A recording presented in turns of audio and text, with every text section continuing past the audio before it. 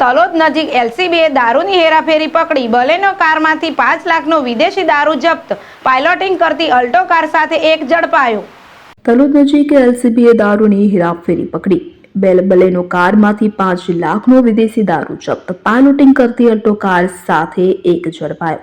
વિગતે વાત કરીએ તો સાબરકાંઠા જિલ્લાની લોકલ ક્રાઇમ બ્રાન્ચે તલોદ તાલુકાના બડોદરા નજીકથી મોટી કાર્યવાહી કરી છે. પોલીસે બાતમીના આધારે નાકાબંધી કરી બલેનો કારમાંથી 5 લાખથી વધુની કિંમતનો વિદેશી દારૂ જપ્ત કર્યો છે. સોમવાર 10 વાગે પોલીસને બાતમી મળી હતી કે રાજસ્થાન તરફથી એક સફેદ બલેનો કાર આવી રહી છે. આ કારનું પાયલોટિંગ સફેદ અલ્ટો કાર કરી રહી છે. બંને વાહનો ધનસુરાથી રોઝડ થઈને બડોદરા અને ઉજેડિયા થઈને અમદાવાદ જવાના છે. પોલીસે રોઝડ ચોક પર વોચ ગોઠવી હતી. દારૂ ભરેલી બલેનો કાર આવતા પોલીસે રોકવાનો પ્રયત્ન કર્યો, પરંતુ ચાલકે નાકાબંધી તોડી નાસવાનો પ્રયાસ કર્યો.